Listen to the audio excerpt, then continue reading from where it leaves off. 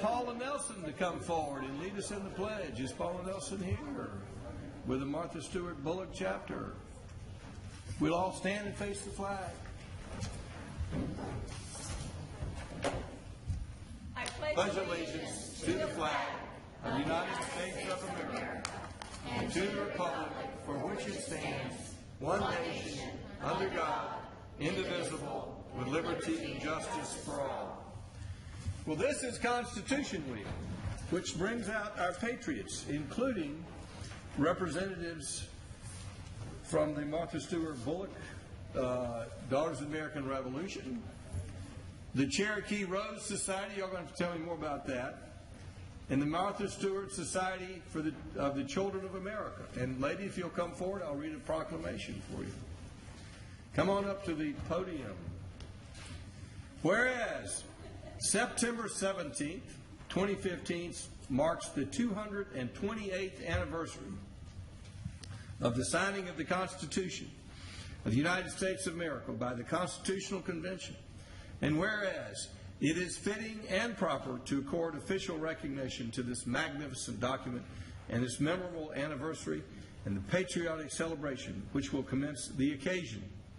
And whereas Public Law 915 guarantees the issuing of a proclamation each year by the President of the United States of America designating September 17th through September 23rd as Constitution Week.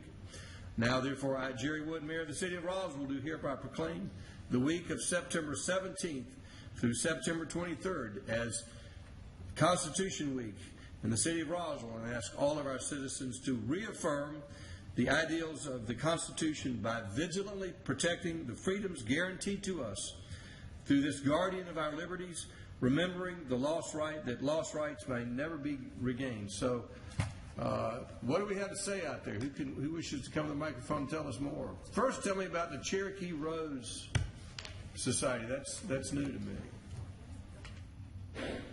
Come forward.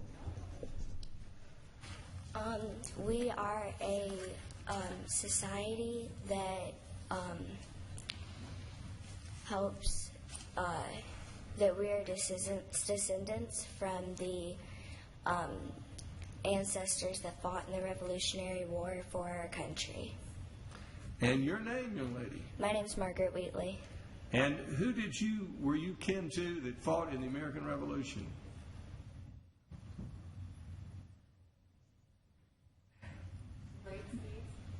Somebody you can call for help. Graves Eves. Graves Eves. Well, it's an honor to have you here. Don't feel embarrassed. I had somebody that fought in the Revolution in the Battle of Cowpens, and for the life of me, I can't remember his name right now. So, but I never met him. So maybe that explains it. Anything else you ladies have to tell us? Come forward. Okay. Just give me your name. I'm Allie Berman. I'm part of the Cherokee Rose Society also.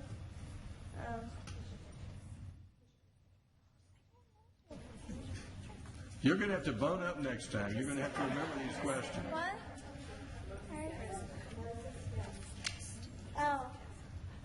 Moses Guest fought in the American Revolution. So where did Moses fight? Battles of Kings Mountain. Kings Mountain, North Carolina. That was a great battle that we won. So it's good to know we've got some winners here with us tonight. What else do you ladies have to tell us tonight about Constitution Week?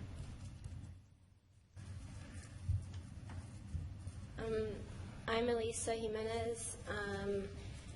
I'm the new president of the Martha Stewart Bullock Society Children of the American Revolution. And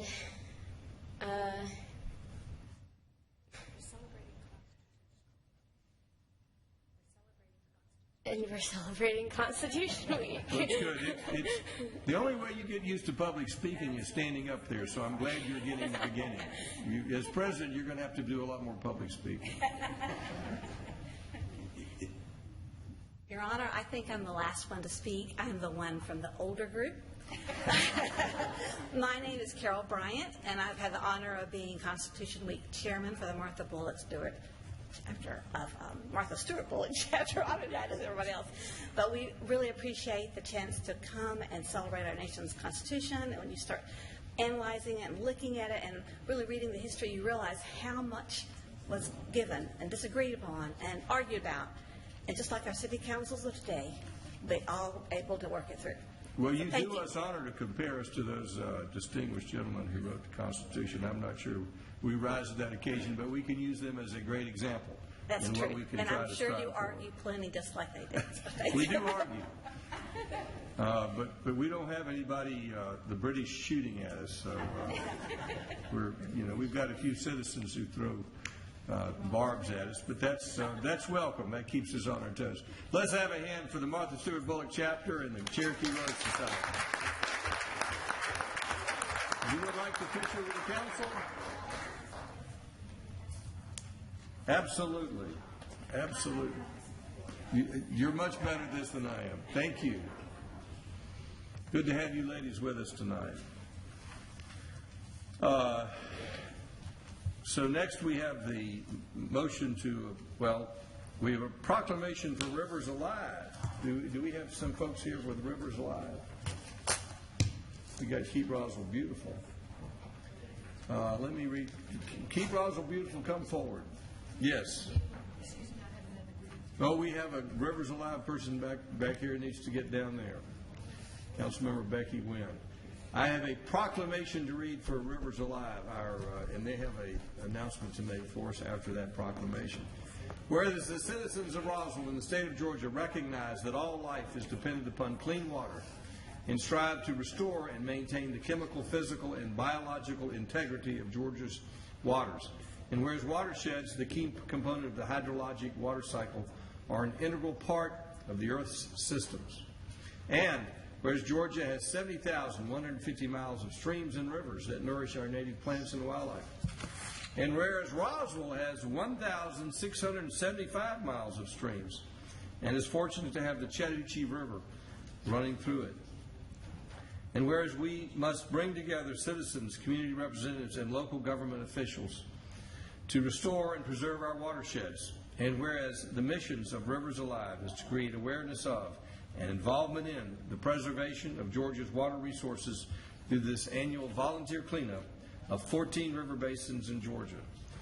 And whereas Keep Roswell Beautiful, in partnership with the City of Roswell and the Chattahoochee Nature Center, is presenting the largest cleanup on Saturday, September 26th, from 8:30 a.m. to 11:30 a.m., and that starts down at the Riverside Park. And whereas the great annual duck race will take place on Saturday, October 3rd, on the banks of Big Creek at Oxbow Road from 11:30 a.m. until 1 p.m., and the residents will be able to rent ducks to race in this race. Now, therefore, I, Jerry Wood, Mayor of the City of Roswell, do hereby proclaim September 26th as Rivers Alive Day in the City of Roswell, and encourage all of our citizens to participate. And with that, we'll hear from Keep Roswell Beautiful and Dan Skowski. I'd just like to turn it right over to Keep Roswell Beautiful. Janet, do you have a few words? Well, it's time to clean the river again. Fortunately, all of our hard work, we take credit for it working. About 10 years ago, our volunteers were pulling 6 tons from the riverbanks. The last couple of years, we're barely at 1 ton. So we feel really good about it. We're actually at a point now where we have to cut off the number of volunteers because we don't have anything for them to do, which is a wonderful situation to be in. So I hope you will all come out, and we'll give you a trash bag and send you out. Or you can pull privet. We're pulling privet in 3 locations. But we hope you'll all be there. And we really want to invite you to the duck race. New shirts this year. It's going to be great. We've expanded it to include a waddle from City Hall down to where the duck race is. We're having a cookout. You have to tell us more about the waddle. We're going to waddle. It sounds like something made for me. We're going to waddle from City Hall down to Oxbow Road, Mayor, so starting at 11 o'clock. So Is that a walk for most folks? It's a walk for most folks, but, Kirby waddles. So, but we've actually, expanded it. We have a cookout now. It's on its own day. We have lots of ducks to rent. We've already rented about 500, so we've got a few more. You can get them at the farmers market this Saturday. Can we get them tonight? You can try to get them tonight. We'll take your money and give you your duck numbers. It's 3 for $5. You can rent them at Rivers Alive, and you can rent them at the Cookout. Or you can rent them from Kim and I, Suite 205 or Suite 235. So we hope you'll all come out for it. Thank you very much. We're excited about the duck race. I know that the council always likes to turn out for that at Big Creek, and congratulations on the cleanup of the river. It's every year we're getting less and less, which is a great sign. But the tennis balls keep coming down the river, and the aluminum cans seem to be never ending. So there's always work to be done. Let's have a hand for Rivers Alive. Thank you very much. Why don't we do this? Why don't we have 2 photo sessions, first with the Ducks and then with the Martha Stewart Bullock crowd. Council, would you join me for 2? Wait a minute. So you got an annual report coming Yeah, up? Mayor, we have an annual report and a check. Do So the annual report and the Yeah. check, then we'll do 2 photo ops, and then you can go home, and y'all can go home, and we can go to work. Oh, okay. I'm Patrick Smith. I'm the immediate past chair of Keep Roswell Beautiful. Good evening, council people, and Mayor Wood, and Mr. Davidson, and Ms. Love. The summary of the annual report that we submit to Keep America Beautiful is an accounting of all the projects, programs, workshops, and events for the reporting period of July 1st, 2014 through June 30th, 2015.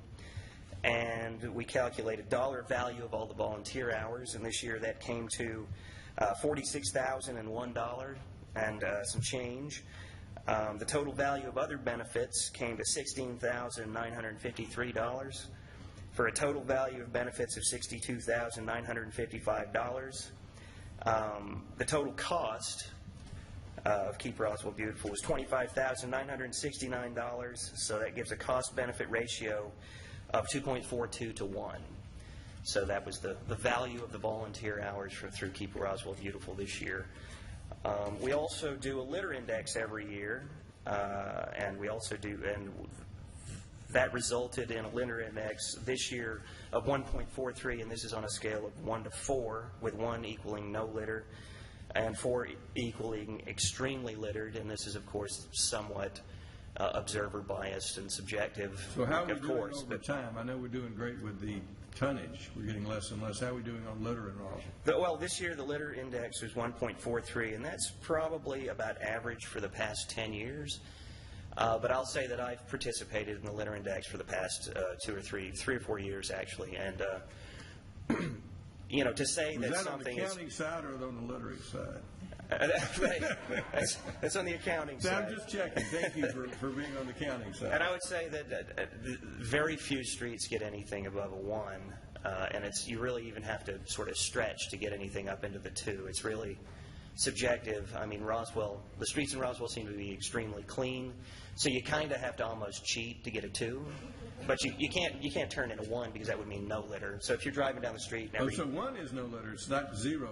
It's 1 to 4, not 0. That's right. Good. It's good. So I really think we're at 0.43 from 0 up. Okay, yeah, that would be better. But anyway, so it's the city seems to be very clean. So we want to thank Keep Roswell Beautiful for that, and also want to thank Judge Hansford and all the folks from community service that are helping Keep Roswell Beautiful. One of my favorite people in Roswell, I've never met him, as I drive down Jones Road in the morning. He's walking with his pickup thing, and independently, and it gives me a great sense of the community in Roswell and the pride that people take in keeping their city clean and litter-free. Let's have a hand for Keep Roswell Beautiful. You're doing a great job. So do you have a check for the council? Yes, we have If a the check. council will join Keep Roswell Beautiful for a photo, and then after that, Martha Stewart Bullock, we'd like you to come up for a photo.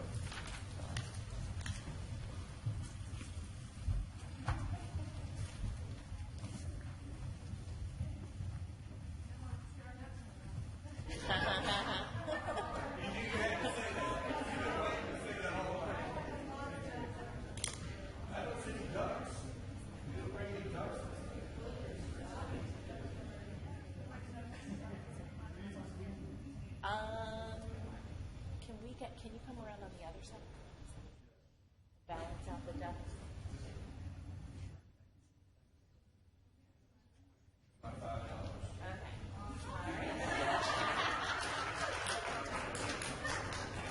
All right, look at me over here. We'll take a few. Keep smiling.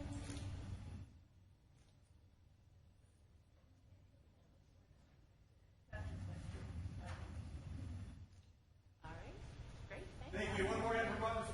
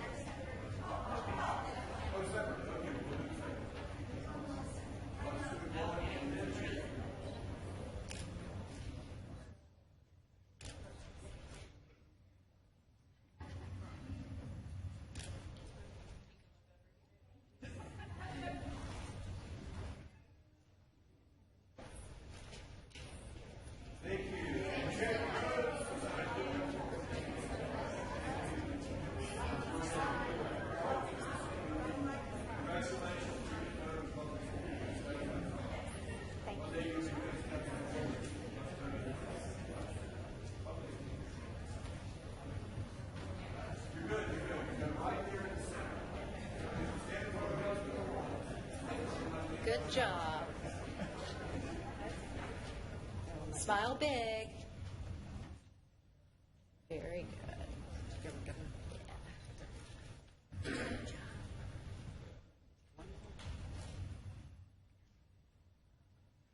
Thank you. Thank you so much. Thank you.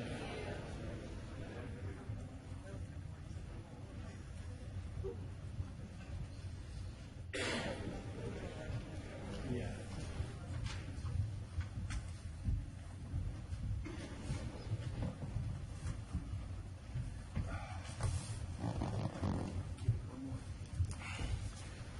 Next, we have on the agenda the appointment of Ian Mowry to the Board of Zoning Appeals. Do I have a motion to accept? Motion by Councilmember Wynn to accept the nomination. Is there a second? Second.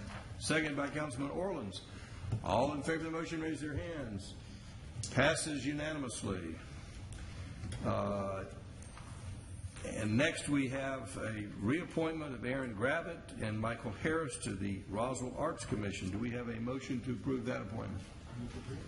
Motion by Councilman Eigelhart and a second by Councilmember DiPolito. All in favor of the motion, raise their hands. Passes unanimously. Now, I understand we're going to be deferring the construction of driveway connection between Gramsbridge Park and Water Park Extension. Do we have an approval of the budget amendment? Kay, is that correct? Is there a request to defer that? Yes, our staff is requesting that that be deferred. Councilmember Diamond, are you in support of that? Do we have a motion to defer that item? Motion to defer. Is there a second? Second by Councilmember Wynn. Is anyone here on the driveway connection between Gramsbridge Park and Waller Park Extension? That's next to Waller Park. That's number 18 on the agenda. We have a motion to defer. All in favor of that motion, raise their hands. Passes unanimously. And now we'll return to the consent agenda. Do we have a motion to approve the consent agenda? Motion by Councilman Orleans to approve the consent agenda. Is there a second? Second by Councilmember DiPolito. Does anyone in the audience have any questions regarding the consent agenda, its approval of minutes, and a standby engineering contracts? Seeing no hands up, all in favor of that motion to approve the consent agenda, raise their hands. That's unanimous. Which brings us to the Community Development Department, Councilmember Becky Wynn. I believe there's one item that is being recommended for deferral. If you'd call that first. Yes, sir. Item number 8, RZ 201502206, Old Scott Road, Holcomb Bridge Road, rezoning from AG 43 and Civic to RTH, and concurrent variances. And Mr. Rollator. It's going to be presented by Brad Townsend, but Mr. Rollator, how did you want to work this, Brad?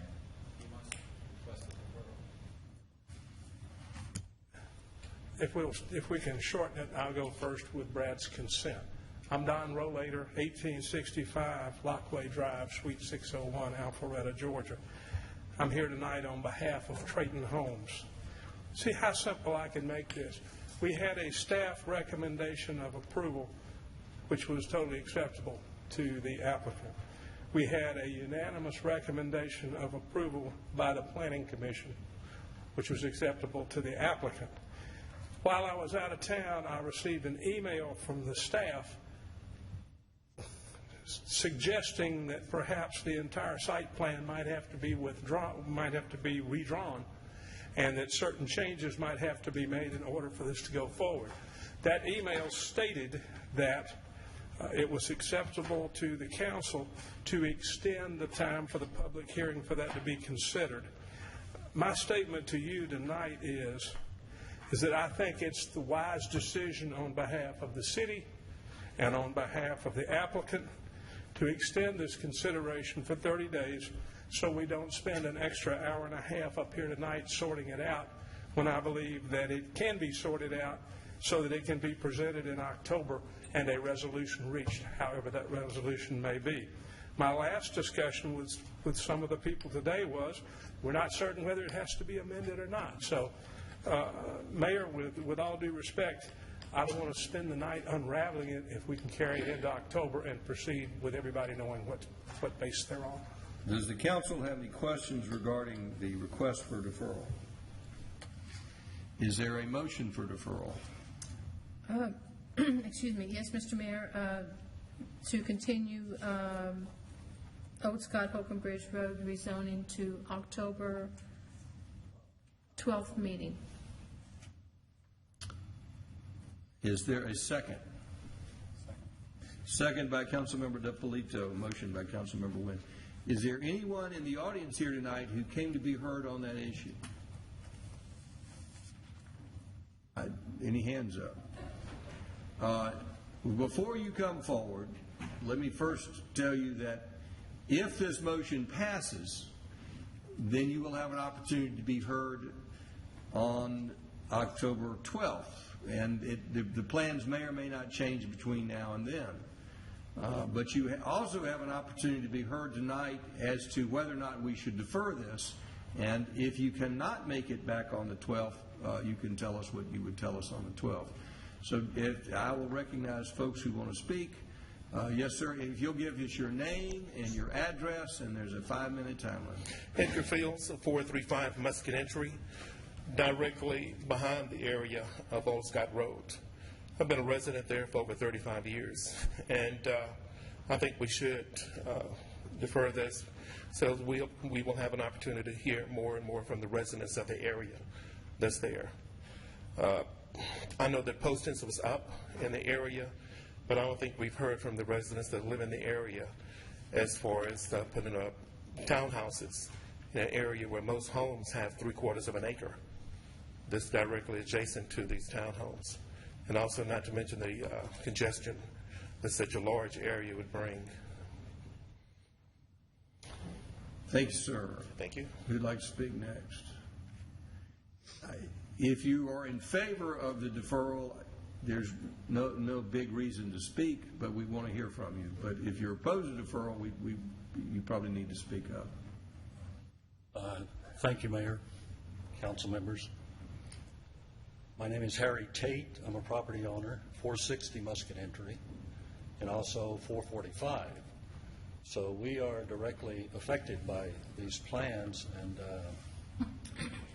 oppose them strongly. I am in favor of the deferral. I just heard about the plans less than 2 weeks ago. So that's a bit of a concern to me. So I need education. We all do. Yeah. So I want to hear more about the plans from the developer, including details for drainage, how the topology is going to be changed.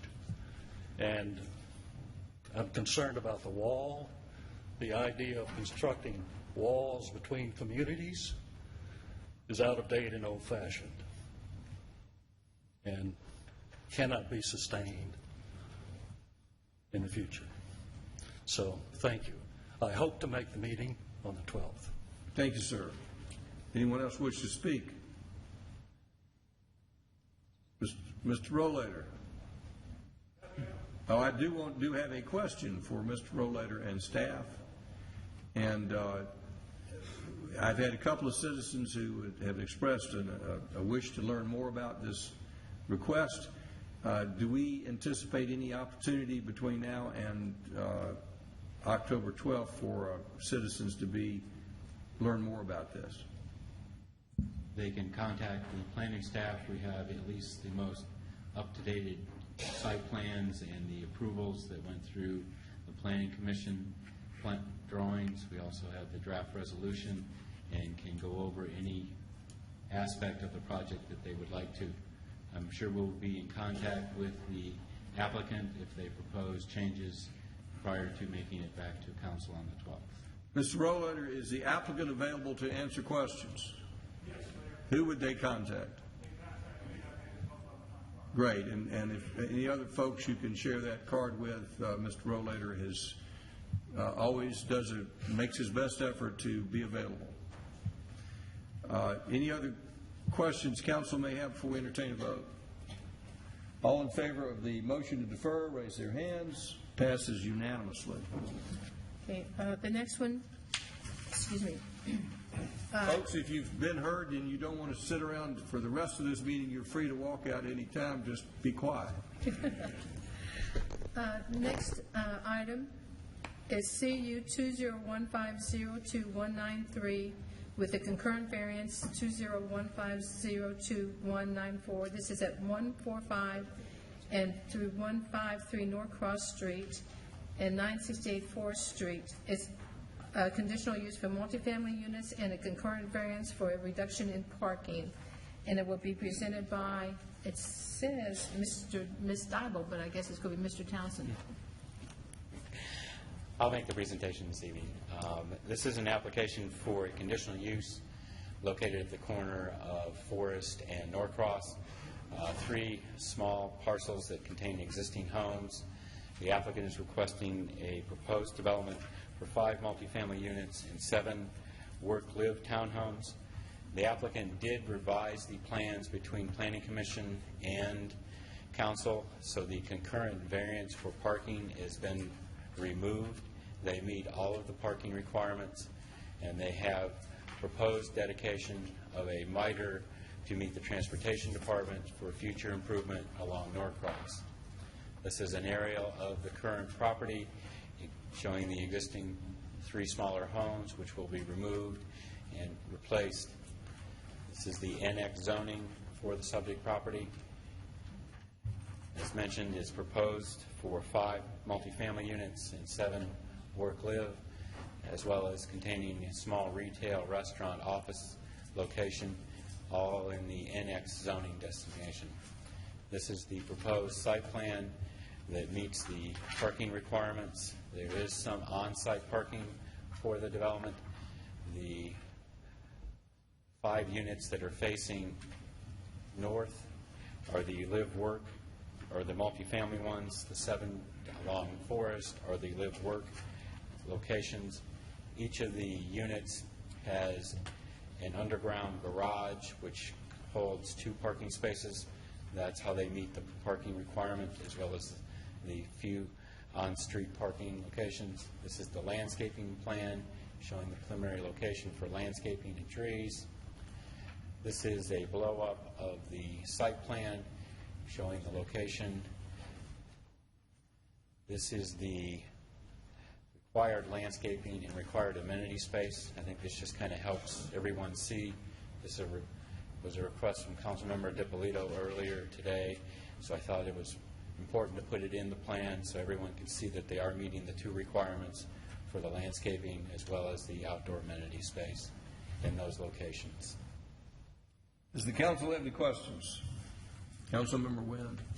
Thank you, Mr. Mayor. Mr. Townsend, since this was heard by the Planning Commission last night, yes, could you give us a brief summary of what happened and if there was any conditions or restrictions or concerns by the Planning Commission? The Planning Commission heard this application. It was deferred from their last meeting. They recommended approval with a unanimous vote with all staff conditions included. There was no public comment in opposition or in favor of the application last evening. So those conditions are included in your resolution that you have before you this evening. Those are the 9 conditions, am I correct? Correct. Thank you. Seven conditions. Well, I have 9 in here, so that's how come I'm wondering. It's not changed. Councilmember DiPolito. Thank you. Mr. Townsend, I was looking at the parking summary, and it says that there are 66 spaces required and 66 provided.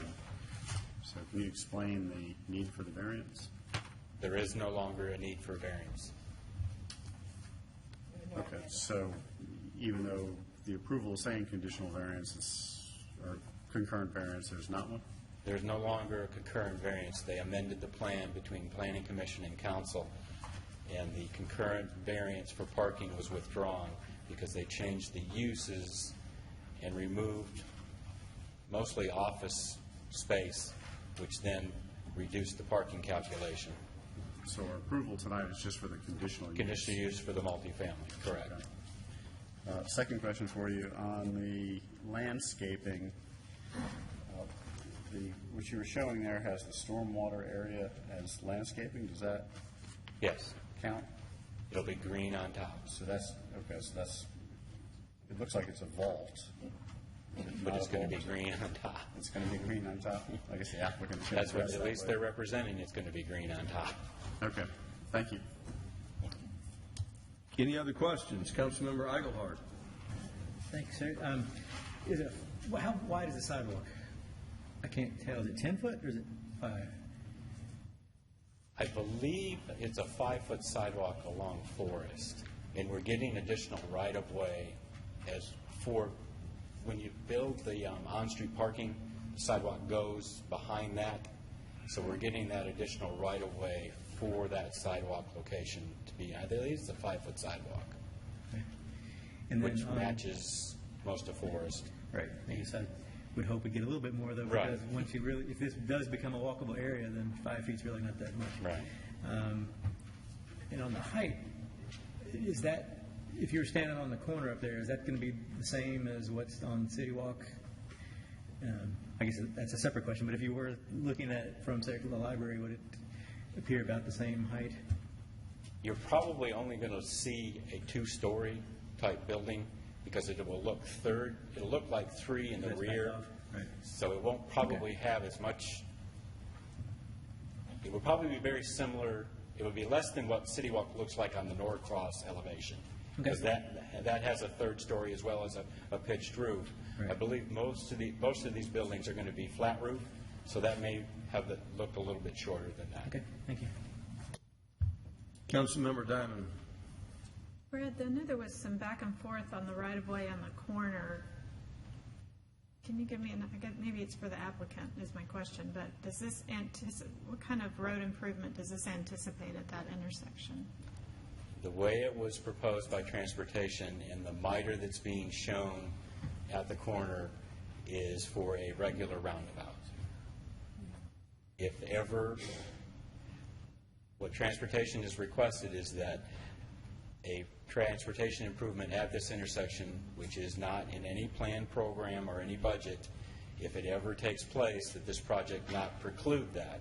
That's why the miter in that location does not have any buildings on it and is still under their ownership at this point. But we would be able to purchase it, or they would dedicate it at some time if that improvement was to take place. Is that just the yellow triangle? Is that? That's the yellow triangle. So correct. all of that would be right away at some point? If there was. Potentially. Potentially, correct. As well as there's additional right-of-way along Forest on the back side of the parallel parking. Okay, thank you. Any other questions? Councilmember Wynn. Okay, I'm going to go ahead and let Councilmember Orleans go first if you have a question. Rick, going back to Councilman Eigerhardt's question of the sidewalks, I thought that the goal in the Groveway area and now under the UDC was to have wider sidewalks for the pedestrian feel and look. So why wouldn't this have wider sidewalks? This is the way the transportation reviewed it, is to that minimum requirement. I thought we had the minimums in our plans for the Groveway and under UDC. 5 Five feet. was the minimum? 5 was the minimum.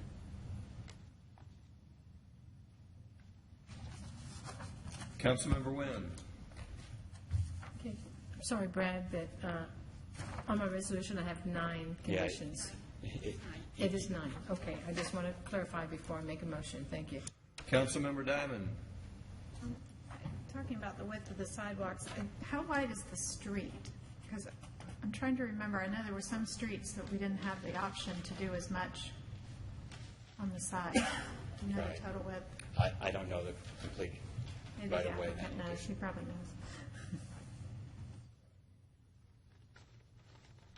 knows.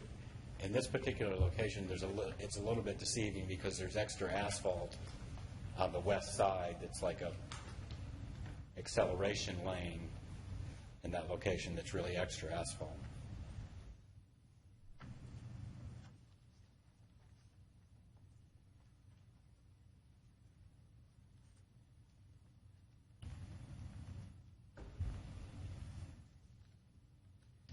Any other questions? This time, we'll hear from the applicant.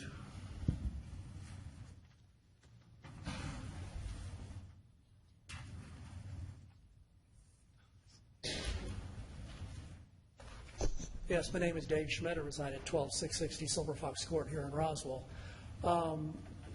Many of your questions are based on a pretty dramatic change from the first Planning Commission discussion, which got into overhead power lines, right-of-ways, roundabouts, a whole variety of things that, frankly, and a parking variance that had been requested that dealt with a mix of uses that basically kind of filled the 18-hour day. And so Planning Commission couldn't get comfortable with that.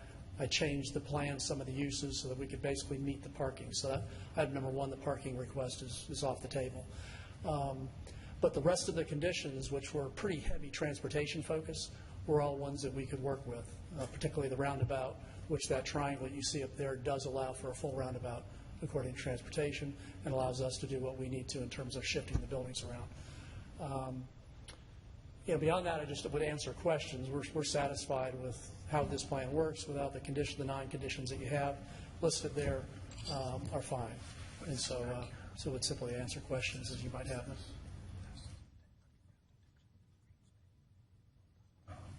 Councilmember DiPolito. Thank you.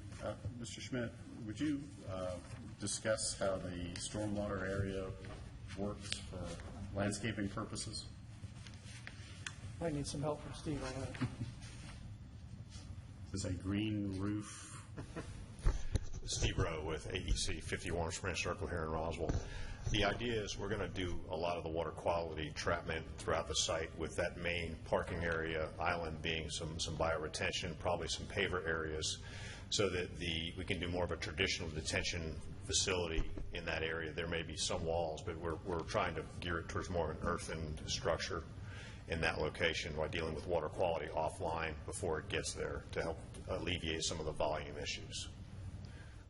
So it would have a traditional planting with your 4 bays, your micro pools, and all the different aspects that go into planting within the stormwater management facility. Okay, I just want to make sure it is truly landscaped and not Right. a pond that's labeled landscape. The intent is to have it be low, and in flood events, it comes up and then quickly dissipates because of the way we're dealing with water quality throughout the site. So it would be plants that are comfortable in that environment? Right, from the Blue Book. Okay. Second question, can you describe the live-work units a little bit? Tell me about how those work. They're 3-story units, so they have a downstairs area right off the street where you could come up. There'll be a walkway that will come up to the downstairs area that will allow for a small studio space there, ability to connect upwards to the second and third floor. And on the back side is a garage. That garage would be accessible also to the upstairs.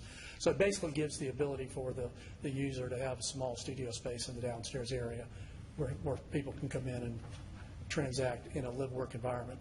Don't anticipate it to be heavy commercial. It's only 400 square feet or so downstairs, so it's a very small space. So there'd be doors off the front, and is that storefront down at the ground level? It'd be a common door. It'd still be the door that would enter the space for the user, for the resident, but also the one for somebody who might visit. All right, thank you. Councilmember Diamond. Hi. I'm not sure if this is a Steve Rowe question or a Steve Asenbach question, but I'm trying to determine what model we use to determine the sidewalk width. And it looks like it's a collector street, at least on Forest, with 2 lanes and no parking, which would mean a 6-foot sidewalk, but I'm not clear. I'm trying to figure out which one you I didn't bring my scale, I apologize, but I believe we have an 8-foot sidewalk out on Norcross Street. Okay. And I believe it's either a 5 or it's whatever was in the UDC is what we put in the plan on that. We just don't have it dimensioned within the land plan. So it could be a 6? Yeah, I've tried to quickly scale it, and I've got the drawing here to a scale. I just don't have a scale with me to pick up the exact dimension. And but the one on Norcross is the brick paver, and it's 8 feet? Yes, Okay. that's correct. Thank you. Other questions? Councilmember Eichelhardt. Just one side thought, not really for you guys, but for the rest of us, I hope that we would consider in the future that we actually expand that from 5 feet. You know, we said that back when we looked at Groveway, but when you put the minimum in, that's what you're often going to get.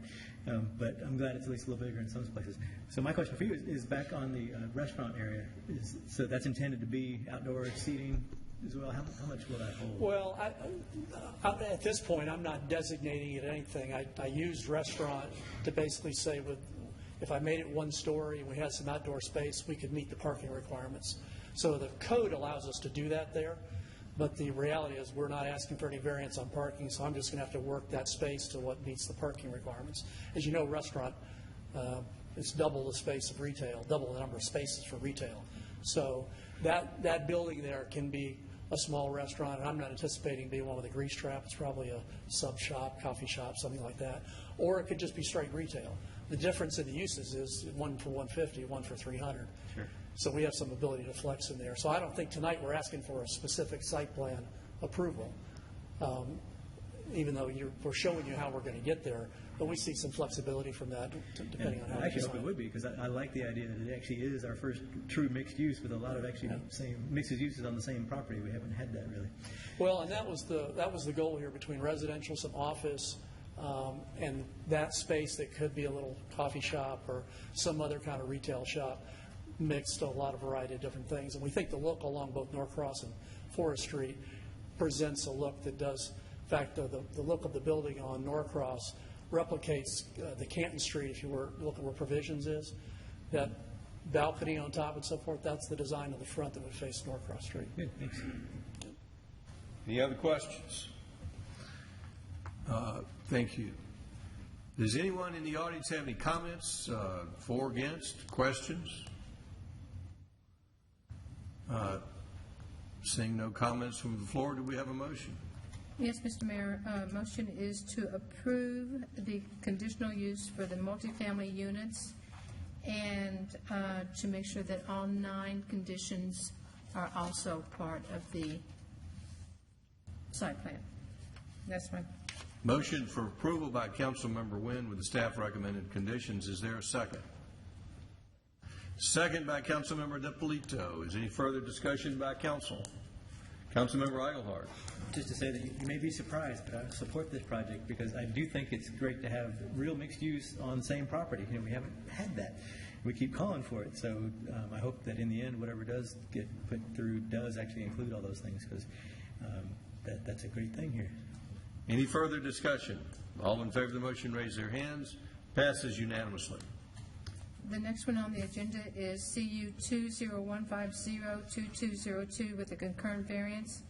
201502201. This is at 980 Canton Street. Conditional use for a multifamily unit and a concurrent variance to the parking requirement. Mr. Townsend.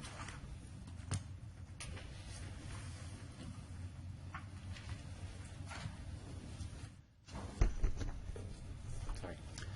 Yes, this is at 980 Canton Street. The application is in the downtown mixed use. The application is requesting a conditional use for a residential unit above commercial space within a mixed-use building. The application is also requesting a concurrent variance related to the parking separation. This is the map of the location at 980 Canton Street. There's one multifamily unit on the original application being proposed on the second story of the existing building. This is the existing aerial of the subject property. The original application was requesting a second story as well as adding 2 stories closer to Canton Street with a restaurant being in the front facing Canton. This is the zoning designation of the property. As it indicated, it was a single-story building currently and is proposing a 2-story building in front to contain restaurant, office, and a residential use. This is the site plan that was submitted within the allowed time frame for the application, showing complete coverage of the property, 2 parking spaces in the rear, 1 handicapped parking space in the front of the building. This is the existing building site plan showing 4 parking spaces in the front, the existing large oak trees which would be removed, and the existing building would be added to. This is the approved or the submitted site plan showing the requirement for parking for 23 parking spaces for what was actually approved or requested for restaurant, office, and the residential use of the property. This was the landscaping, open space, outdoor amenity space map showing the 10% requirement and the 5% requirement for this location. One of the requested variances was for a parking agreement. Our code requires that any parking agreement for the property be located within 800 feet of the subject property. The applicant submitted a letter indicating he had review or been accepted by Founders Hall, which is over 800 feet from the subject property. Then they had indicated that the Methodist Church was also in agreement to allow for off-site parking, and that location is also farther than 800 feet from the subject property. This is a map. The dark black circle is 800 feet from the location. The red box in the middle of the property is the subject property. So that shows you that the Founders Hall, as well as the church on Magnolia and Mimosa, is more than the 800 foot from this location. The applicant has also indicated, as I mentioned, they have spoken with the Methodist Church for an agreement related to parking. The Planning Commission reviewed this application, recommend that the applicant provide 10 regular parking spaces on the property as well as 2 ADA parking spaces. The applicant has been revising plans since the Planning Commission discussed this issue. Staff has recommended denial of this application for the multifamily as well as denial of the variance since it exceeds the 800-foot requirement. So staff would recommend denial of this proposed application. If you have any questions. Councilmember DiPolito. Thank you, Mr. Mayor. Mr. Townsend, how far beyond the 800 feet is the parking lot in question? I assume it's the church is probably the latest. I think both of them are probably about within 900 feet. So it's more than 8, but less than 9. Correct. Okay. Could you go back to that landscape, the sketch you did with the pink and yellow highlight? Yeah. So the two, when you look at the front, so between Canton Street and the building, that's a single parking space? That's a single handicap parking space, correct. I guess it's wider because it's a handicap space and probably for a van, for the van use, correct. But that's an accessible space. Right. Okay. Do we have parking in front of any other buildings in Canton Street? I was trying to think of a scenario where we did, and I don't think we do. But other than on-street parking, No, that's what I'm just saying. No, I don't believe, maybe some of the newer restaurants, but I don't believe most of it is behind or in the rear, correct? Okay. All right, thank you. Well, Doug Curling does have parking in his front of his, and that's Zach Henderson's old office. Right. And that's all across the front. There's some properties on Canton Street that have partial parking on the front, but not all the way across. Right. Doug's is the only one I'm aware of. Okay. Thank you. Other questions? Councilmember Diamond. Are you going to get into this? I'm interested in this letter that we received. Oh, okay, never mind. Well, and I guess I was asking the same parking question. So do our guidelines allow you to put new parking in front of a building in the historic district? No, they would not. Other questions? I'm sure I'll have some, but that's okay now. Does council have any other questions before we hear from the applicant? Councilmember Wynn. Mr. Townsend, if this is approved, then it's this 5, we have 5 staff recommendations and conditions? That's correct. So it's the 5. But what I'm hearing is that the Planning Commission does want to see 12. 10 parking spaces and 2 ADA spaces, correct. Okay, and what's happening is there is now some parking on there for the offices, and that will be going away also. Am I correct? The only parking that's going to be on there is for the ADA. The last plan that staff received prior and that is in your package, that's correct. What we have received tonight, that's in our packet, is what we're going by tonight. Correct. And tonight, it does not show any regular parking except for that 2 ADA one ADA space. 2 spaces in the rear. 2 in the rear and 1 in the front. 1 ADA on the front. That's it. That's it. Okay, thank you. Does the council have any other questions before we hear from the applicant? The applicant can come forward. We'll hear from them now.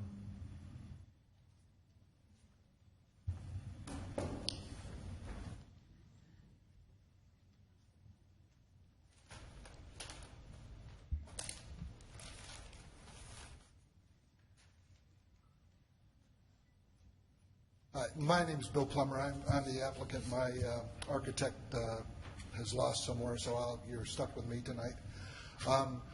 Some of the things that have happened between the planning, after the Planning Commission, who asked us to put a total of 12 parking spots on site, we drew up 2 different possibilities of adding the 12 spots. Because the ADA spots have to be in the front of the building for accessibility, if we did the spots, it would take up the entire footprint of the existing building. It would be 108 feet long. It just would mean there would be no sense in even trying to build a building around 12 spots on site. Right now, there are 4 parking spots in the front and 2 in the rear and 5 ad hoc spots within the Canton Street Walk community, which was agreed upon when we bought the property and separated from the HOA, and we had those 5 spots since we bought the property in 2005. We've had those 11 spots since day one, which we had to do by what the city said we had to do. So I have 11 spots currently. It's not clear to me, where are the 11 spaces that you currently have? Is it shown on this plat, or do you have another drawing which should show those? Well, they had just shown you where the 4 in the front were. If y'all, it would be helpful to know where those parking spaces are. There's 2 there.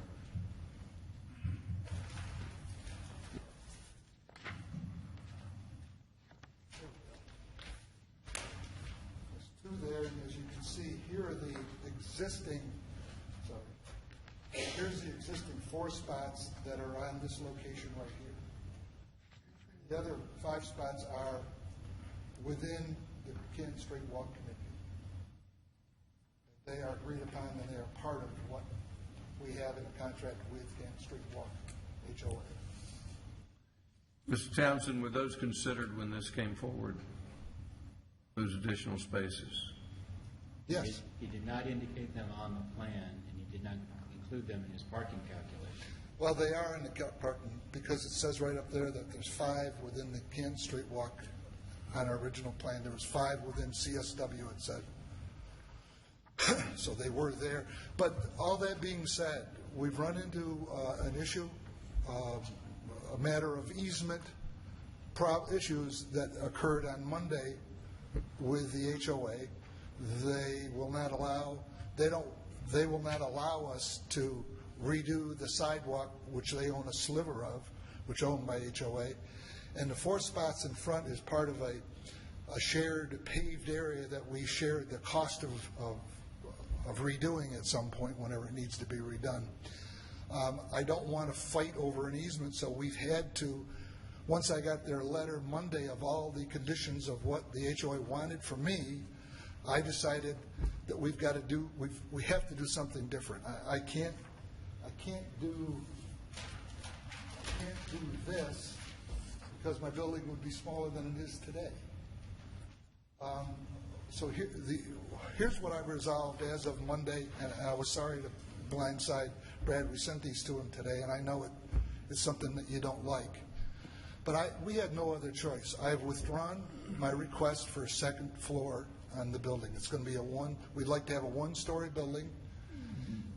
And before we go forward, are we prepared to hear this tonight? Because I'm hearing a lot of changes. Mr. Townsend, have you considered all these changes that they have proposed? They were emailed today at 11. Does the applicant have the option of asking for a deferral at this time, or do we need to? He's telling me he wants to make a lot of changes. Those changes would need to be considered. I'm not sure we're prepared to consider those changes tonight. So I see seems to me that we either have the option of going forward with the plan as presented before these changes were made, or perhaps deferring this until the changes are made. Is that a fair statement, Mr. Townsend? Staff would recommend deferral if he requests going forward with the changes he emailed today. Here's what they're saying, if you don't understand it. I understand. If you wish to make changes, you need to request a deferral rather than proceed with this hearing tonight. Okay. If I had come in with the changes that the Planning Commission made and put the 12 spots, I could have gone forward, and I could have gone forward with that change. Well, let's not talk about what you could have done tonight.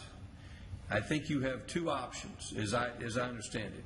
You have the option to go forward with the plan as presented, or you have the option to defer and make some changes. But I don't think we have the option to change it on the fly and hear it on the fly tonight. I'm not sure that will be well received by this council. Will you ask for a deferral? You've left me no choice. Well, you do have a choice, but I think if you wish to make the changes, you have no choice. Councilmember Wynn.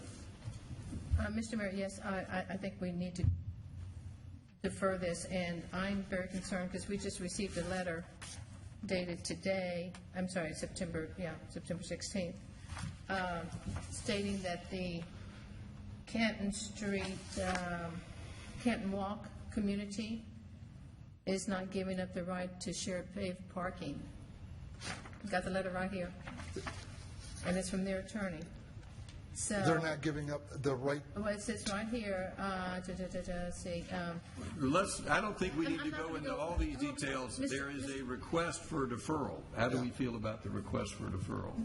I feel fine, but I just want to make sure that they understand that what they're telling us tonight is not what's stated in this letter, and they got to get that straight. Plus, I'm also hearing that the RUMC, you have not come up with an agreement with the RUMC if you want to do shared parking with them. So I'm just giving them a heads up that those are some of the things that have not been resolved, and I think a deferral is the way to go on this one.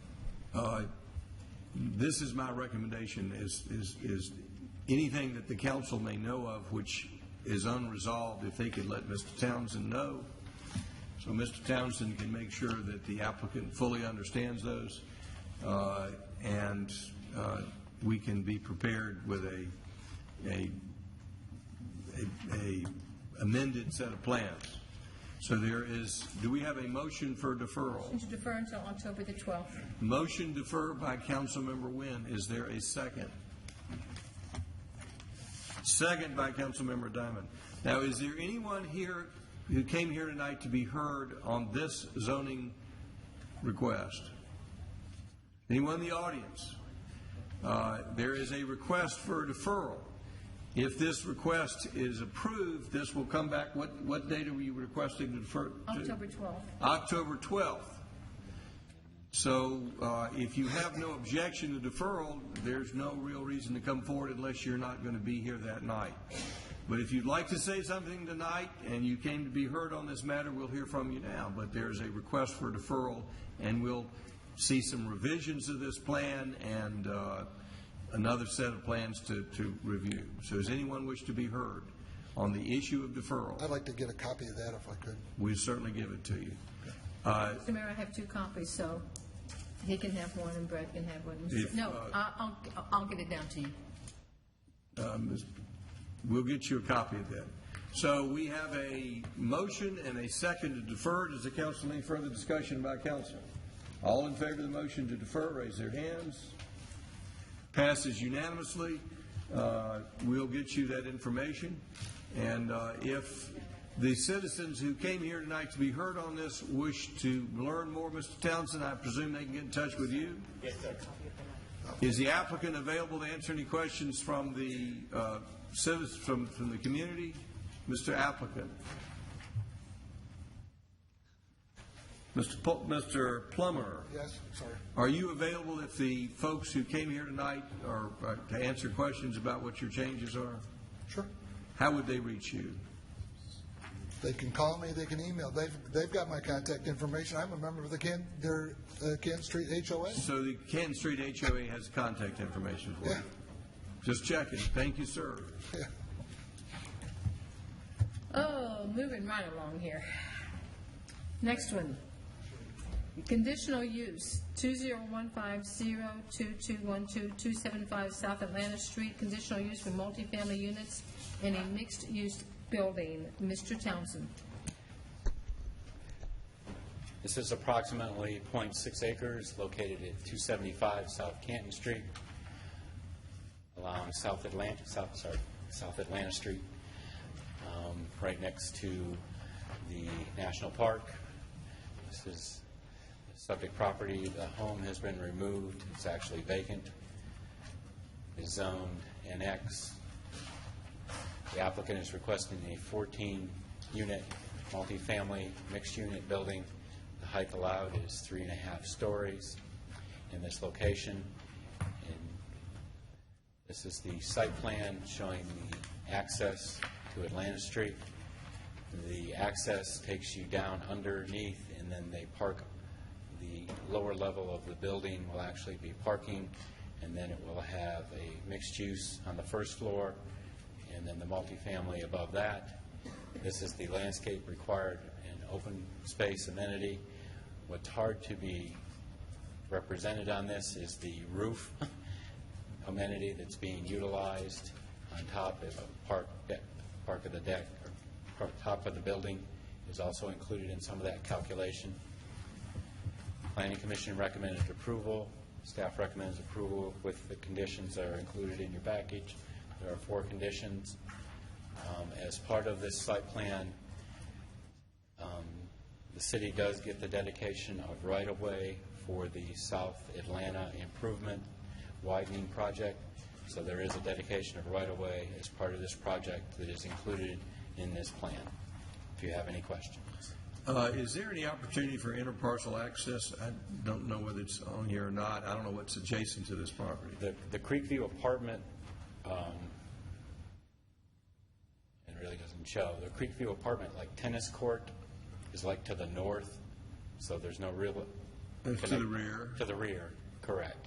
So going that direction, I believe there really isn't an opportunity. There might be... And to the south? Is that National Park property? To the That's west. our parking lot? Yeah, that's our parking lot. That's 25 foot that we own.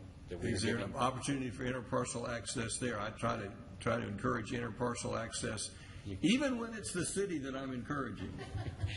I'm sure you can talk to the applicant related to that. And what's to the,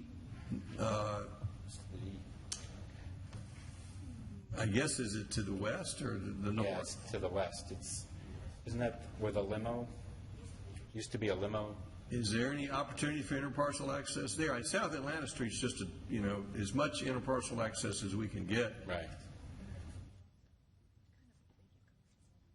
I think it's a vacant commercial building to the west. Which means in the future it may be redeveloped. Correct.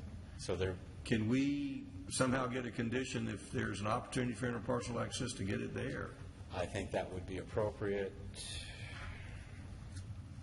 Well, I'd like Councilmember Wynn to consider how we can get there appropriately. I'm not sure how to do that, but I try to encourage interparcel access wherever possible.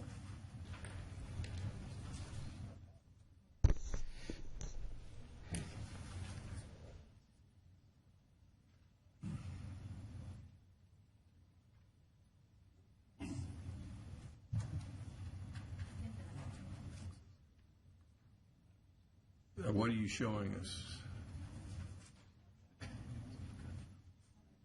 To get it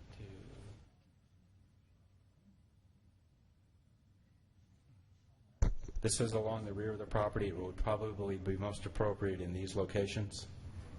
And a condition could be crafted that indicates that they would put it on, aren't they doing a division plat or a combination plat?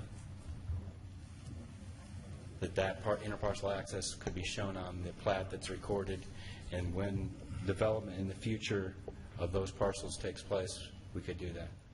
Does the council have other questions? Councilmember DiPolito.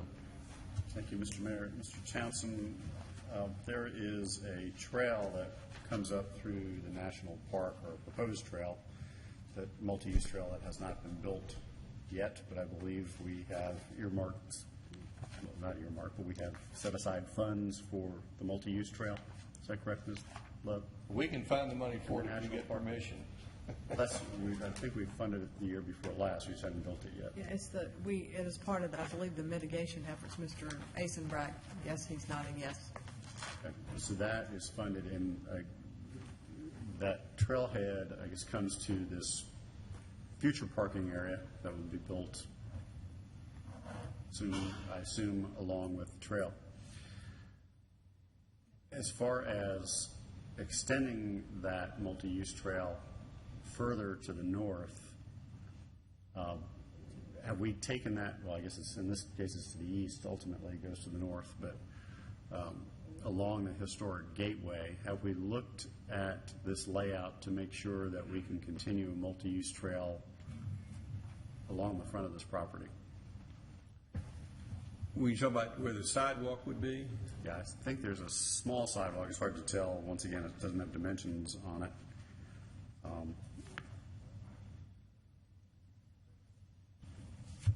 But I want to make sure We'll that hear from the applicant. we have a multi-use trail. If the applicant may respond to that, I think he may help us out. It talks about the sidewalk on the frontage. If the applicant would come forward. Name for the record. My name is Will Colley. I'm the applicant. Yeah, To address that, this site plan takes into account the South Atlanta Street corridor expansion.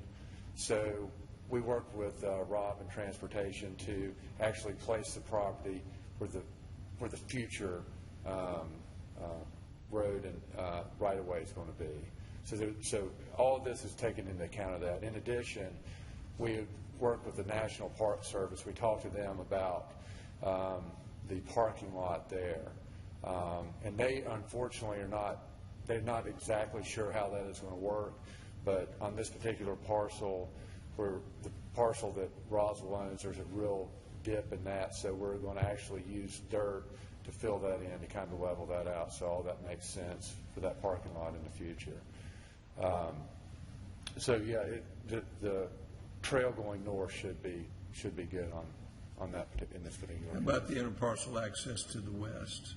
Yeah, to address that, there's the national park side and then there's the opposite side. Right. To address the interparcel access, I totally agree with you, and we want to do that. If you look at this parcel, it is about 4 to 6 feet above South Atlanta Street, and it's about 4 to 6 feet above the property to the west. What we're going to do is we're going to actually bring this grade